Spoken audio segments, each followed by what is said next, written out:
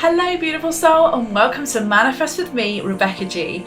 I'm your manifestation, meditation and mindset coach who blends equal measures of soul, strategy and a little sprinkle of science on the side. Consider me your modern day pink witch with my spiritual toolbox packed full of ideas to energize and inspire you and to put the action into the law of attraction.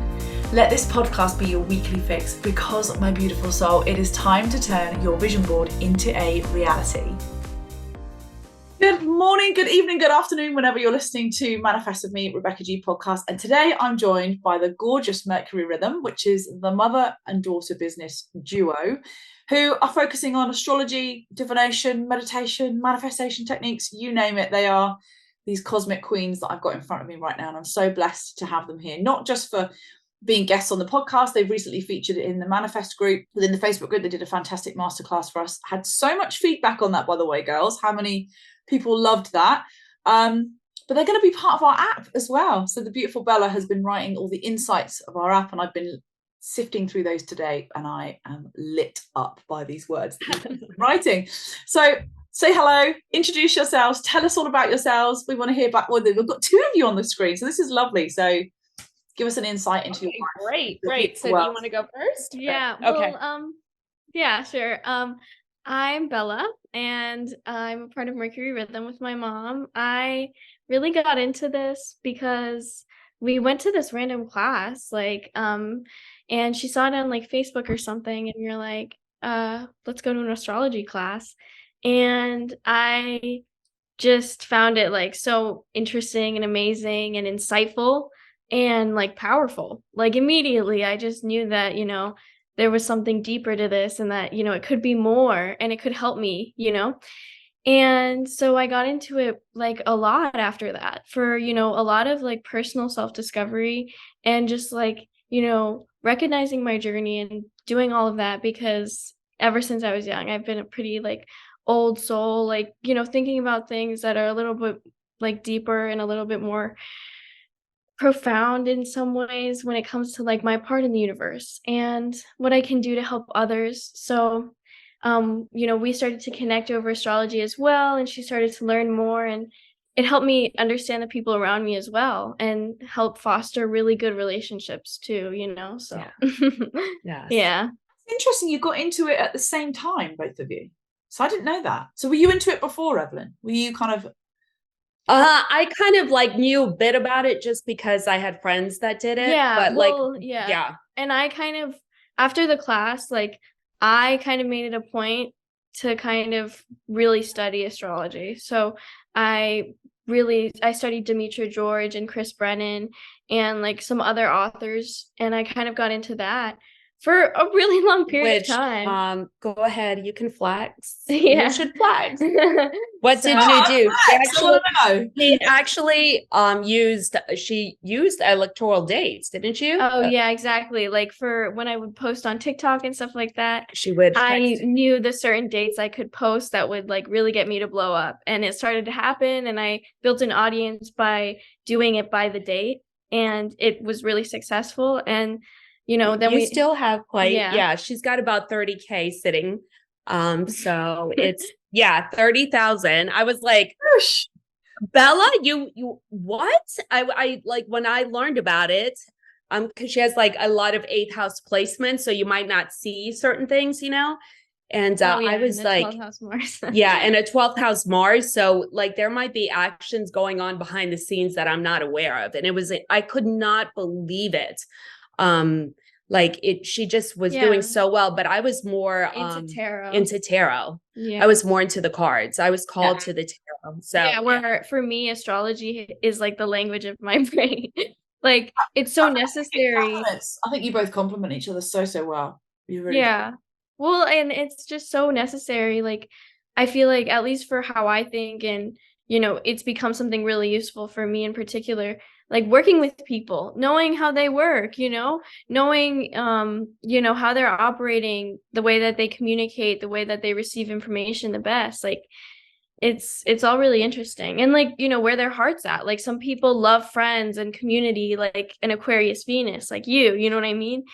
And then like a Libra Venus loves connection and growth with like everyone. They don't want to be at the top alone. Like it's different means. Yeah, and when you like meet people, like when you've got new friends or you're in new settings, do you find out what they're yes, I have to. It's like this burning desire. It's always like, do you know what time you were born? And this is the hard part because it's a lot of information. I mean, place of birth, time of birth, date of birth. Like I'm asking for a lot, but I need it. It was crazy because we were in Greece. Remember when we went to Santorini and we had like this amazing, I mean, we even saw, like, it was so perfect. We even saw an engagement. Oh, But the guy, the waiter or the busboy or whoever, he was like, we knew he had Pisces placements. Oh, yeah. Like, and so we had to ask him. I mean, like, and he got so creeped out. He was like, how do you know? And he had a lot of tattoos, but he had this very like sensitive energy, and he had these really big doe eyes. You can tell. You can, without knowing their birth chart, and we're going to talk about the birth chart in a minute, because some people will listen to this going, what are they talking about? Then you know when you meet them. That's really interesting. So let's start there. Tell us what the actual birth chart is. And as someone who's listening to this podcast, it's like, what are they talking about? What are these crazy wheels that we see with all the houses in? Oh yeah. Tell us a little bit, like we're talking to a 5-year-old, so we can all understand it. Okay. Yeah. Okay. So that exact moment, that time you were born, right? It is an actual snapshot of the celestial skies and where the placement of the stars were when you were born. It's like your cosmic map. And it's just incredible to explore it. For example, my best friend's a doula, and she will tell me when she has different births, you know, like on the new moon, on the set, you know, on the black moon. And so it's really kind of cool to see that. So it's just an ability to see how we can best communicate and connect with each other. I find it that. So from the minute you're born, we all say like that it's written in the stars, our life is mapped out for us to a certain degree. So does that mean that we have the ability to change things, or how does that work with like manifesting and things like that? So like my chart, like you look at my chart and it's like, oh yeah, you're meant to be working with people and blah, blah, blah. Is this why so many people are so unhappy? Because they're not following their chart? Well, I mean, in a sense, I think that because astrology is a tool, you can activate the areas where you have strength. But I think, and I believe this so to be certain, you have to have the courage to step out of your comfort zone into growth. I mean, your chart's there and you're going to be using the energies, whether you're doing something you're happy with or you're not, you know what I'm saying? But it's like this ability to kind of create change without forcing it in yourself, and understanding how these parts can work, or, you know, creating change during a period like a retrograde. It can be a great time to examine that area of life and what you might be unhappy with. You know what I'm saying? Like, and the beautiful thing is, like, it's centered around us having this spiritual being within us and our soul exploring this life.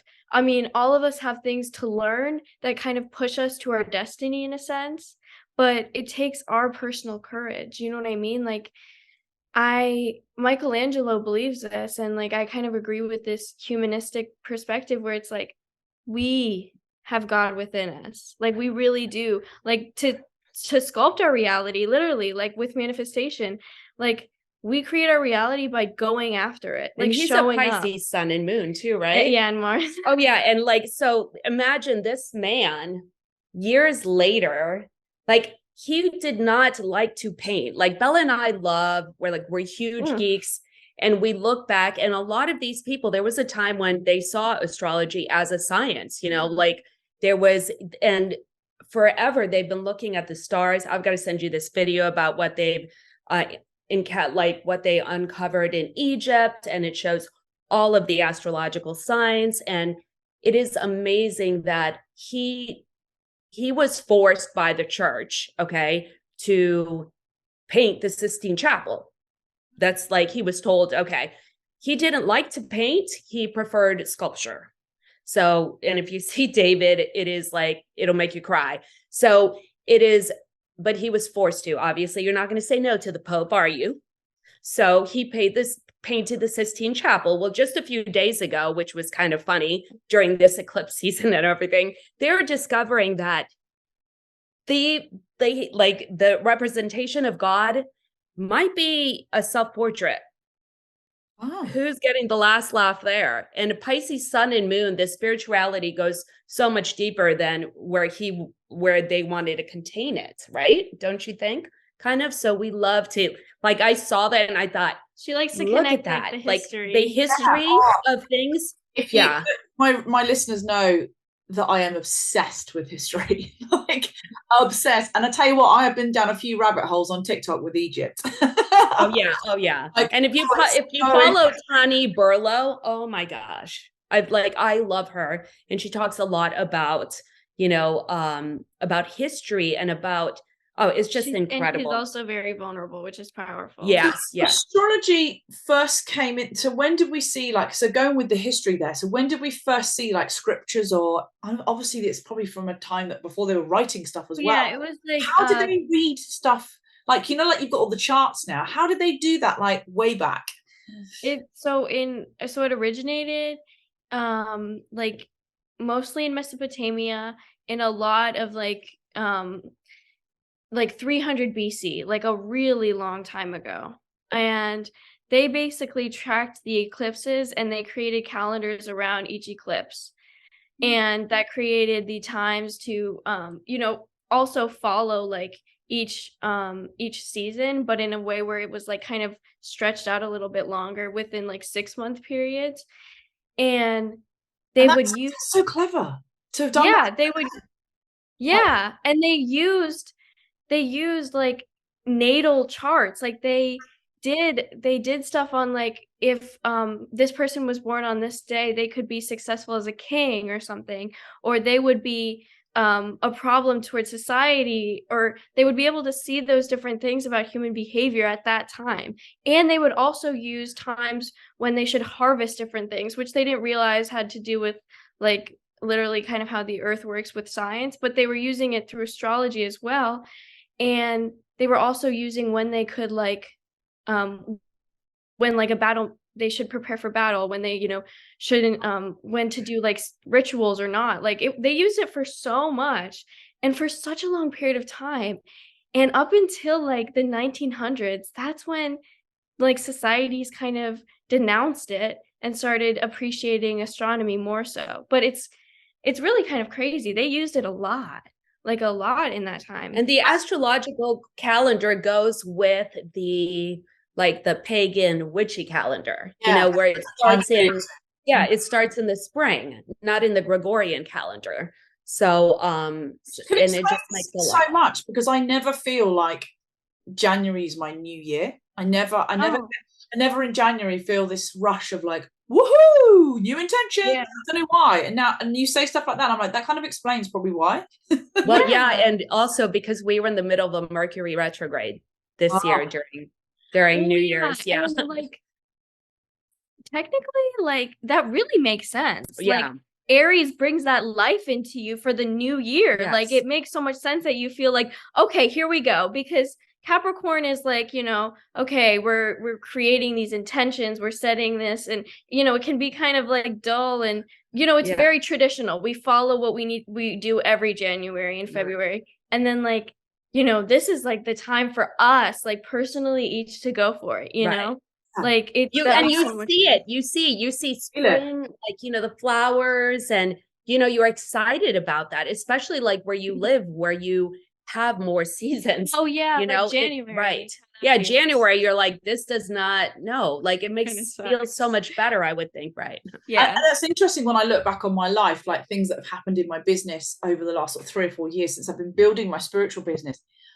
This is always the takeoff around this time. I'm always like, let's go. I've always got so much energy. Like, I'm like, ideas are coming in. And then I'm messaging Laura. I'm like, I've got this other idea for the website. I've got this and this. And she's like, your brain literally doesn't stop. It's always this time of year. You just go crazy. And it's just such a nice. It's so awesome. Yeah. And it's so good that you're being like, grateful and you're utilizing that energy, like it's all about like how we use it. And do you find as well, sorry to just interrupt you there, no, go ahead.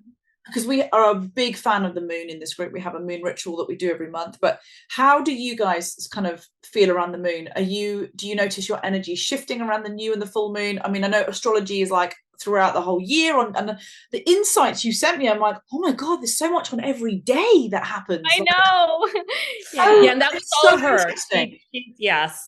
Yes. If you don't know this, Bella has written the insights for the app, and the app isn't actually launched until the end of the month, but she so very kindly did like May. And I've been just putting that as a post in our Facebook group. I've like scheduled them out to go in our Facebook group so the members in there can just start getting some of the insights.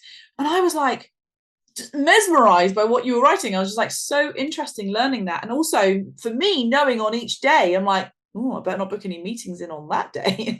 Yeah. Right. No, Like, absolutely. interesting. See, Very you're like cool. being smart. You know what I'm Yeah. saying? Like, I really love that. It's like, working really smart with the astrology. I was like, I've never seen it like this before. And actually it kind of makes you feel a bit better when you're not having such a productive day, or you're not feeling like you're go on that day and you're like you're needing to retreat like a little hedgehog and just hibernate.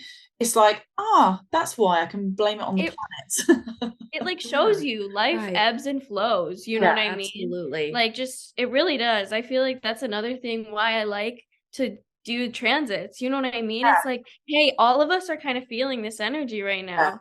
But it And also some people- forces you to slow down. It's almost like the more you learn about it and the more you actually connect with your energy around the moons, and now even more so with like the insights, it's actually okay just to take a day back for yourself and actually Oh yeah. And that's the great thing about like when we are able to connect with the moon, because that is that divine feminine power that we need to connect and listen to. Okay, this is crazy. I've got to share it with you. Like I'll send you the video.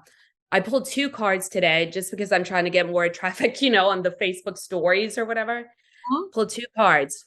One of them says, are you listening? Okay. And the second one said, it was from Laura's deck, and it says, listen, for I will be giving you your guide's name today. Whatever pops in your head is the name. And I was like, whoa, very like it's so a lot of when we allow ourselves to just intuitively go with that, like I was like, here we go, or like we can't hear those voices if we are going.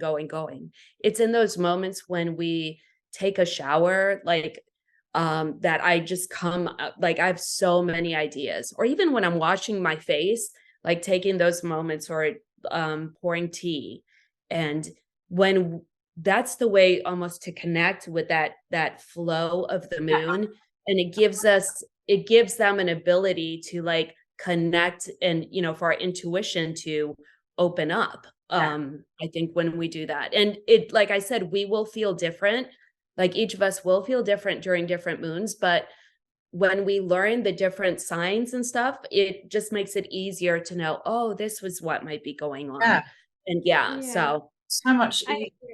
I mean, moon is like your self-care, like listening to your moon like you are doing, like realizing that when you have those really rejuvenating points of rest, that's when you're able to have those points of like go. Like it's all about the balance. Like I think it's really brilliant to kind of work with the moon in a sense where it's like it make every day count in some way that you know what I mean? And it's like, if it's like a Virgo moon, it could be like doing little like routines that make you, feel good and don't require too much effort, but that's how your day's going. Or, with the Leo moon, asking yourself like, how can I bring this like passionate energy and ground it a little bit for today? Like it's really giving us a chance to give back to ourselves when we're looking at the moon. Like, what you're saying, like give me a chance to just because last year there was a time when every Capricorn moon, I would lose power in the house. Like we were losing power or something like that, where I could not connect. And it's funny because not that this necessarily, but Capricorn is my 12th house, which is that kind of unknown, so I would leave and go to the beach. It's like, okay, this is what I'm supposed to do. So I just headed out and that's my happy place. And like when you go on your walks and everything, and like at that same beach, like when I was 7 months pregnant, I went to watch the sunset, and I had this incredible urge to just run into the water. And I did, with all my clothes on, like big and pregnant, just jumping around the water. And it was just like, I was literally, feeling spirit, like it is. I mean, everyone uses water as in, like in many religions and things like that. It's a connection with intuition. And so it was so funny. It's just like the gift you were given. You like soaked that in and you waited. You knew that there was something coming. And that's so beautiful. That's the way the moon helps us connect with our intuition. And just to share with our listeners, I was telling Evelyn and Bella tonight about my psychic side that has kicked off massively recently, like to the point where I could almost do a full 30-minute reading with somebody. It's been really a blessing. But yeah, just leaning into that and not being afraid of it anymore, actually, and being like, okay, this is who I am. Actually, this is part of me, and I should just be loud and proud about it. And maybe it's why I keep getting sore throats all the time, because I'm not like, yeah. So maybe it's time to clear that side of me and just go forth. So tell us a little bit about what the houses mean, because I know a lot of people asked that in the questions box last week. Tell us what the different houses are from 1 to 12. Is that right? Each of the houses, like, so what she was kind of describing about how your ascendant kind of starts your chart, it really does, because your ascendant is the cusp of the first house. So that starts your chart. It starts from the first house, which has to do with your identity, everything you experience when you first begin life and everything. So that's the self. It's like the way you enter the world, the way that you perceive the world, like in the moment. It's like what's going on right now and how you're handling it, and like how you act in situations too. And then the second house has to do with your personal security, things like your finances, things that we keep to ourselves that are more private a little bit. And it also has to do with your self-worth, your ability to do things, make money, the talents that you have and your abilities. And then your third house really demonstrates your early environment, the way that you learned how to communicate, like going to school, your friends at school, that kind of taught you the environment and ways to communicate. It also has to do with your siblings. And then that later becomes basically your house of communication and conscious thinking. So as a Gemini third house, I have a lot of ideas buzzing in my head. And the way that like you kind of communicate is seen through the sign of that house. Okay. And then your fourth house has to do with home and family. Also, your mother. It has to do with, the home environment, how the people were that, where your family acted, how you were taught to act in a very personal, private, intimate way. It also later reflects like, your emotional self and your most private self, like who you are when you're just like with your husband or just with someone that like you totally let your guard down. And then it also has to do with your ancestry and an area of intuition, because it's that like emotional self. And then the fifth house has to do with the expressive self. It has to do with how you like to be seen. It's like it has to do with early romance, like the honeymoon season, when you just want to express and be known and seen and loved. And it's a house of pleasure. Yeah, it's a house and children. That too. Sorry. Yeah. It does. It has to do with that, I guess. What makes me laugh so much is that you'd think it would be the other way around, that Bella the young one was like being silly, no, talking about sex. Bella's like the sensible one. It makes me laugh. No, so like much. of course. It's always been like that. Yeah. Of course I don't say that part. That's so funny. It's like the way I think. Oh, so the fifth house is like I want to be loved and I love myself. You know what I mean? And then the sixth house has to do with how can I care for others and how can I give acts and show my servitude and my loyalty to others and to myself through like my routines, my tasks. And that's like really like, the work area, but it has more to do with work in the sense of like, those little mundane tasks, like all of the little stuff that we have to do that can be kind of, boring, but they build up to something bigger. Right? They build up to something bigger. So like meditation. Like, I don't know if you've read Atomic Habits. No, I read that excellent book. And he talks about how, like, Bella and I are both neurodivergent. Goals sometimes can be hard. Like, we try, we strive, and we are also ruled by Jupiter. So like, we're like this big, and it gets, but he talks about how with meditation or anything like that, it doesn't matter when we're doing it daily, we're compounding interest. Like it's growing, like we are growing and there's growth happening. Even if and I know you know this, you're sitting there in a meditation, everything's going crazy and you're like, I'm staying here. We're really focused on the equanimity. I'm like, fuck no, not today. I'm like, just really, honestly, sometimes it's really hard and I want to turn it off, but I'm like, I'm staying here. I'm doing this, like, because I'm already there, whatever. Sometimes it just doesn't happen and that's okay. But like, it really does kind of help. Do you know, it takes me, I have to do more than 8 to 10 minutes to fully get in, because for 8 to 10 minutes, I am fidgeting with my crystals like I am now, and I'm maybe opening one eye, and I'm a meditation instructor, and I say this, I did a talk on it last night within Sacred Souls about giving them advice on how to meditate better, and they were all like, so nice to hear that you struggle sometimes with meditation as well. And I was like, yeah, just because I teach it doesn't mean I don't struggle with it as well. And my head is exactly the same. And I'm like, oh, this idea and that idea and this. Oh, I need to get Harley's peanut butter for his sandwiches later. Like all this random stuff. And it takes me a good 10 minutes. Then I'm like, zoom, and then I'm in. And then I'm in the vortex. And then I'm fully in. And I'm like having a great time. But those, like, that first little bit is always tricky for me to really stand my ground in there. If you want to be part of a powerful community of like-minded soul sisters, goal-getters and big dreamers, then the Sacred Souls membership could be for you. This is my new monthly moon, meditation and manifestation membership for women who want to learn how to manage their mind, attract their dream life and blend equal measures of mindset and spiritual development into their life.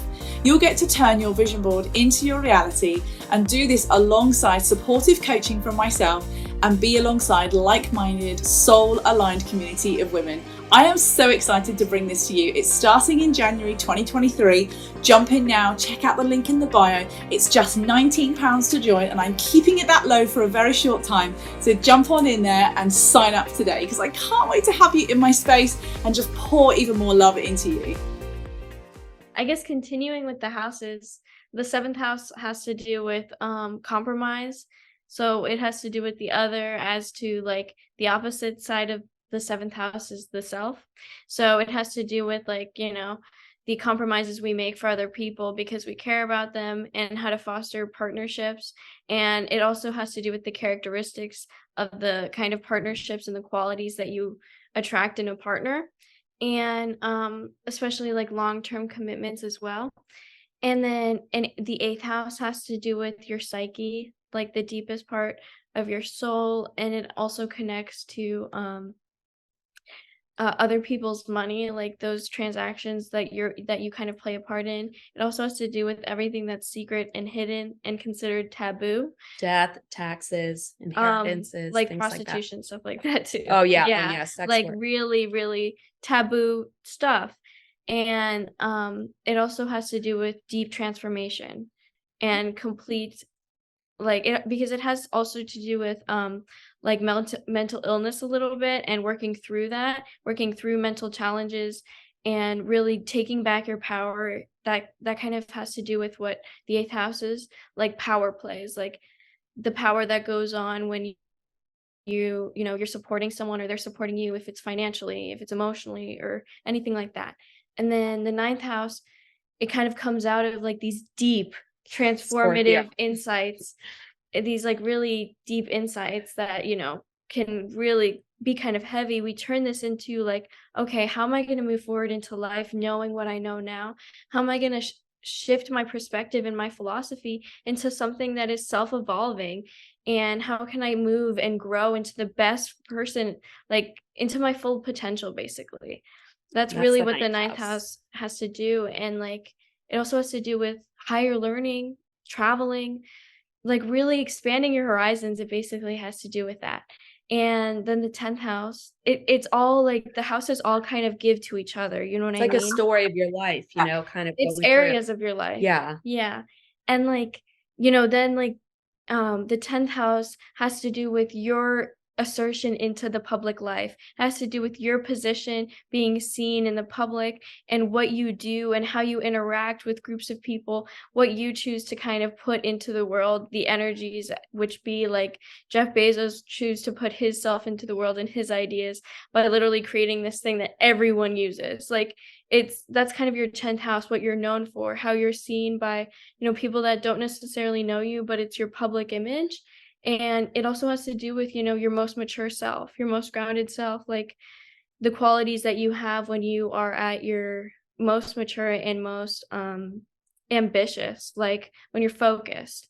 And I mean, that's like for me, but then like a Sag midheaven would be like when they're choosing optimism and choosing to like change their perspective into something lighter. That's me. Whereas like I'm a Sag midheaven. Yeah. So like, yeah, whereas a Capricorn midheaven, like me, I'm very serious. I'm very like level-headed. I get very focused. I take it very seriously. And I get, it's like a deep commitment to like, what I'm going to create my life to be. Yeah. And then Big Daddy Jupiter rules my house. So like my midheaven. So I'm like, yeah. So it kind of gives you a look at like, how I am and how I'm being seen. In the public eye compared to like how her friends see her. Yeah. Do you see like it's different? The 11th house has to do with like shared ambitions, like one's goals, and it also has to do with like community, influencing each other, what we're going to do with like, how we're going to move forward in future ideas, like basically working together. It's very Aquarius themed.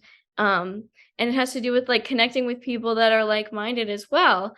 That's why I always thought you were an Aquarius. I mean, it's still, I have a hard time, like, oh my gosh.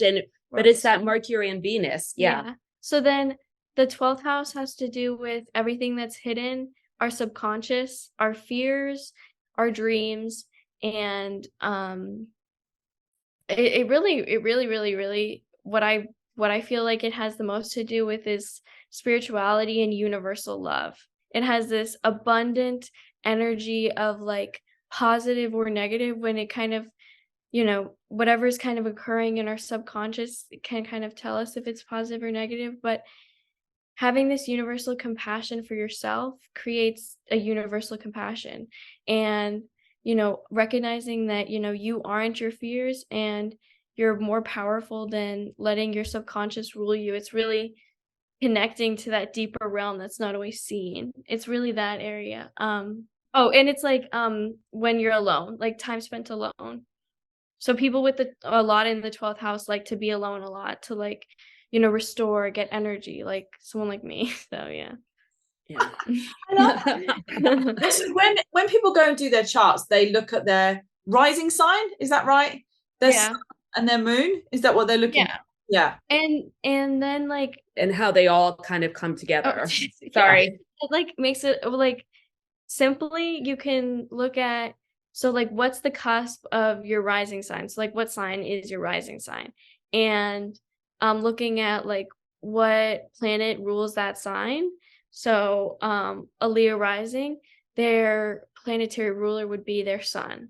And they would look at like that position because that would give them the most insight about like, them. You said this the other night about every star sign has a planet attached to it. And I never knew that.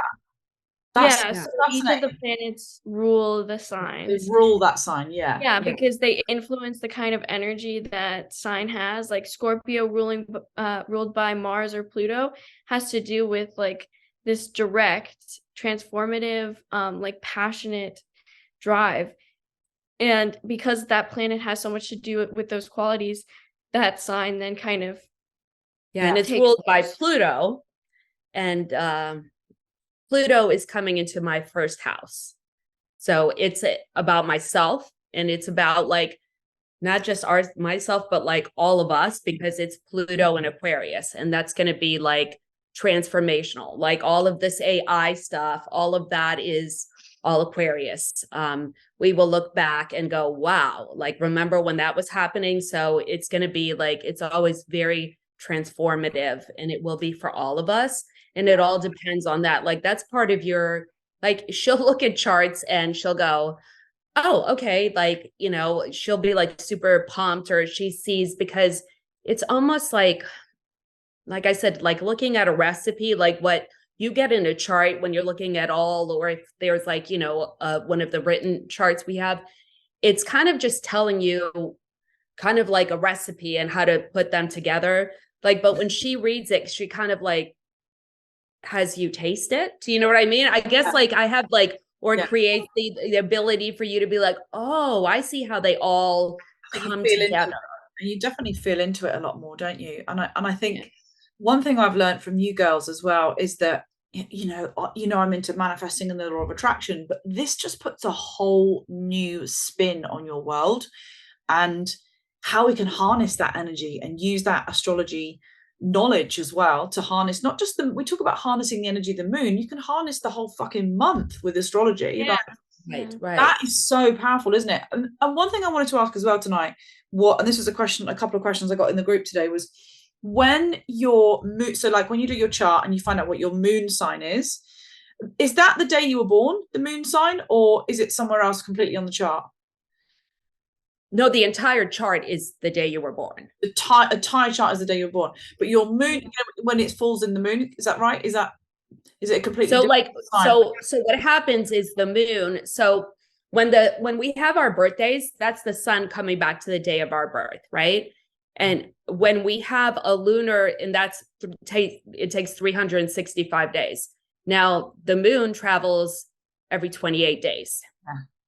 So we have it every month. So we have it every month. So we go back to that spot in our chart. Yeah, you go back to that place in your chart. I get it now. Okay. Yeah. Is that why when the moon falls in a certain star sign, you know, every time we have a full moon, if that's on the day that you were born, like that moon, you feel it more energetically? Like, like if you're yeah. Yeah. So like no, go on. Mm-hmm.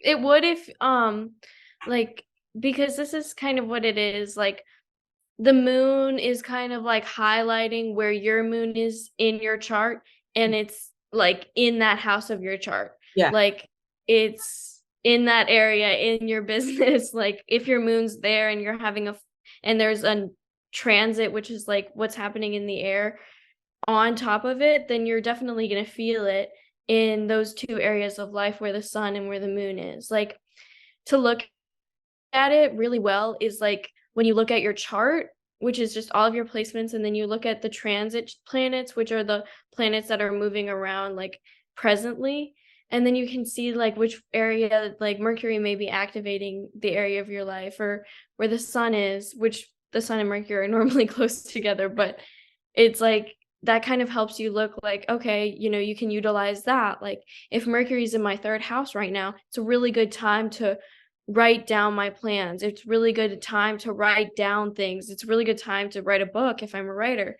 It's like looking at those different areas of life, and you can kind of apply it and, you know, use it, like, you know, use those strengths.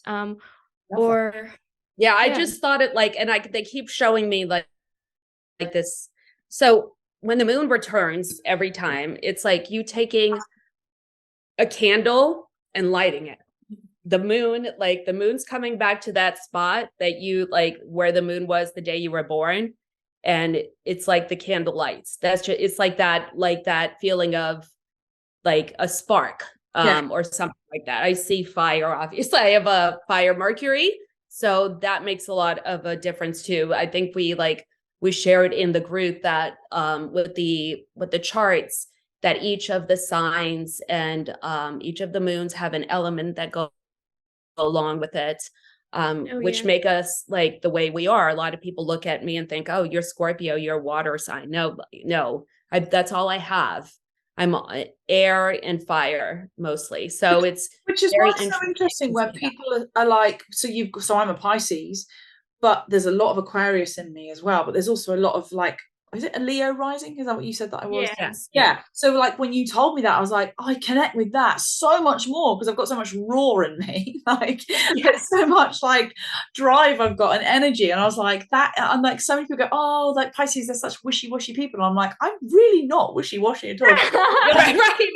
But when you told me that, and I was like, oh, that makes so much more sense about like where you sit in your chart when you're born. Right. That makes And sense. the reason, and the reason I don't think we shared, the reason why we follow the sun sign is because it's the easiest one for us to determine. Most of us know what day we were born. Like, so like, and the moon travels every 2.5 days. So it'll be in a sign for a couple of days and then move on. And like, I think I mentioned to you earlier, there's the moon also gives us time to like chill out completely. And that's called the void of course. So sometimes you may feel like, oh gosh, I can't seem to get anything done. The moon might not be making any aspects with anything. And it just kind of almost brings like kind of flattens things out a little bit, you know?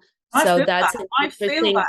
I just feel that energy. Like even if I don't know anything about astrology or I don't look on an app or anything that's going on, I haven't read your incredible insights. I felt like that today. I had a whole clear day today of like no meetings. I was like supposed to be recording and I was like, I just want to eat toast today and just nothing. And I literally was like shopping online and I was like, I don't feel like it. So I'm just not gonna yeah, the moon is in Cancer. It's been in Cancer. So it's like that comfortable. I'm just gonna be home and do like it's like cleaning up. And I was like, I'm cleaning my kitchen. I'm supposed to be recording parts of my course today for the app. And I was like, just eating toast and just chilling and if there's a Pisces moon, oh my, that's when I do get very emotional. Like I just want the waterworks start, whether it's happy tears or, you know what, I could just be crying about something totally happy, right? It's just one of those very, so it is fascinating to follow the moon because it allows us to look then further out, like, you know, just taking little step by step, like, okay, these are the houses and the houses are, you know, like each of the signs own a house. But like, I think I mentioned, you might have another sign live in that house. Like my Mercury lives in my Libra house or, you know, right? No, my Mercury is in Sagittarius. Oh my gosh. There we go. So I'll tell you what is so impressive is how the two of you can reel off all of the houses, but then you've got all of the star signs as well, and you know what all of them are like. Like that is so, you're like, honestly, as much knowledge as a doctor would have in their brain, you guys have got it about astrology because it is a minefield to anyone looking at those charts. And but to you, it's a language. She's just a little bit more advanced in talking about it, but it's a language. It really is. It's so beautiful. It's fascinating. It's fascinating. So we've talked recently about how March felt really quite heavy in the energy, and I definitely, I don't know if this is the energy of the world. Like I feel like things are just like gearing up. Is that right? Like, can you tell us, like, for 2023 ahead for our listeners, is it going to be a more positive year ahead? Like, what's it looking like? Because it's March was like, I really think it is. Yeah, like March, I really think March was when Mars finally moved out. Like Mars was in retrograde, which is our drive and our push through. Passion, and it sat in Gemini's house for 7 months. Created just a lot of like anxiety, a lot of in our heads. And you know, I do believe that like answering your question, I do believe that, you know, it will be more of a positive, a little bit more exciting of a year because I really feel like, you know, with Jupiter in Aries as well right now, and Pluto just shifted, we're really looking at a completely different landscape when it comes to like how these energies are working together right now for this year ahead. Like compared to the past 3 years, we've been sitting in these like kind of same like social planetary energies, and we're kind of finally moving into this area where it's like we can make our dreams a reality, because if we choose not to, we're going to just let life run right by us. Like really just making sure that we're taking every moment that, you know, we have and really creating something out of it. Because with the nodes also shifting into Aries and Libra for the rest of 2023, it gives us this courage and passion and self-belief that like we can do it on our own for us. Oh, yeah, absolutely. And yeah. Oh, sorry. No, No, go and ahead. thinking like definitely taking, like if there's something that's burning in your heart, like if there's an idea, look, and even if there's like, I don't care if it's oversaturated or whatever, like Aquarius is that eccentric energy that is going to step outside of the box. And you like Pluto going in there saying, okay, what do you want to do? You know, what do you want to create? And if we all wish the best, like for all of us, we will all manifest. So like if together we come, you know, like as in union, then we will be able to manifest those dreams. It's those people that are not going to want to change and want to hold on tight to things. It's going to be harder for them, won't it? Like, yeah, even though I am a fixed, but it's going to be great changes, I think. So super excited. I love hearing that just leaning into your superpowers and leaning in and listening and connecting with yourself on what do I want to do? We talk about that a lot in Sacred Souls within the membership, like this month, connecting in and going deep and not just being like, oh, I want a new house or I'm sick of my husband, I want to be happy in a marriage. No, like deeper than that, like serving, like up there, high energy where you can earn money from like, you know, living an abundant life because you're doing what you love and you're fulfilling your dreams. And it's not just, you know, you might have always wanted to be a dog walker and set up a business like walking dogs. If you've got that idea in your head, I think what the girls are saying here is like, just do it. There's that idea is being planted in your soul for a reason. Right. Right. And don't let anyone sway you from it. No. Nothing.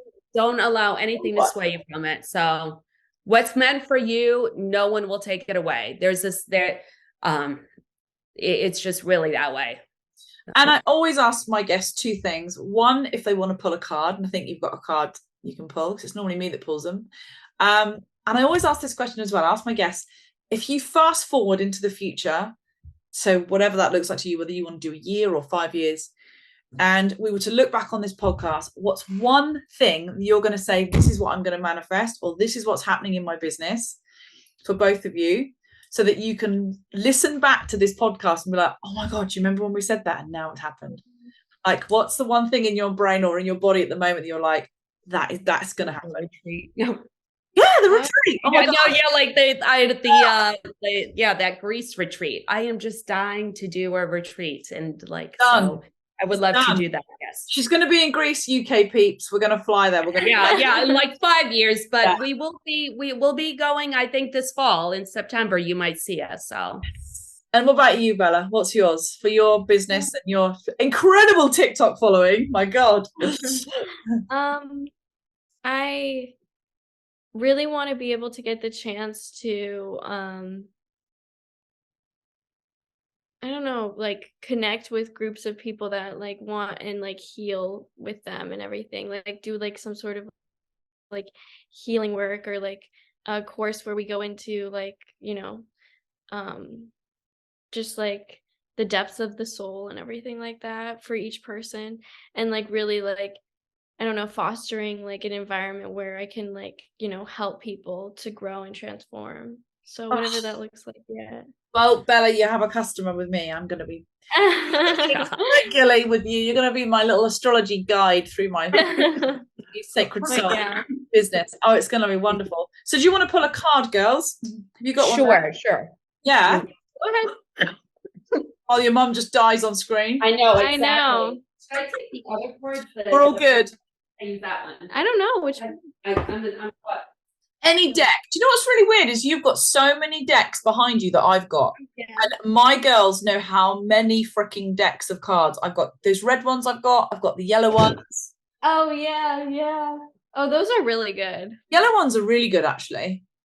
Oh yeah, they're the goddess guidance ones. Yeah, the Dorian Virtue. Love her. Yeah. Oh, let's see. This is so, look. Rest deep. Oh, look at the swan. Yes, exactly. And that full moon, like definitely. And rest. Yes. rest deep. And it's got like the number's 40. So definitely feeling secure in wherever it is that, like the 4 is just setting, I feel like a strong structure or foundation to allow yourself to be able to connect with that, because so often we feel guilty in doing that and taking time to rest. But it's we definitely, really yeah. That's the message, to rest, Yes. not feel bad about it. Show us that card again. It's absolutely stunning for those of you that Yes, it's so pretty. it is so pretty. It's like a woman with pink roses in her hair, and she's like got I'll have to take a picture of it. Yes. Those cards are beautiful. What are they? Oh my god, the girls in my group are gonna be laughing at me. I'm literally looking at It's like 15 decks. No, trust me. Wild Woman Rising. Oh, I love them. They are beautiful cards. I mean, they are just like, believe in the impossible. Like, it's just stunning. They are. They're all shiny as well. Oh, yeah. I can't turn my computer because it will turn itself off. But if you could see the amount, my husband's like, do not buy any more cards. It's like, it's a little bit. It's crazy. I can't. Yeah. Thank you so much for your time, both of you, today. I've loved having on. I'm sure you're going to be back, because being part of my Sacred Six, my beautiful girls within Sacred Six, helping me create this app and making it a wonderful place. I'm sure you'll be back on with some more astrology stuff throughout the year. And I'm sure these girls will be bringing out courses coming out of their ears within the next couple of years as well. So you're hearing about that from me. I will be sending people your way for astrology stuff anyway. But thank you so much for tonight. Thank you. Thank you everyone for listening. Bye everybody. Yeah. Love you loads, girls.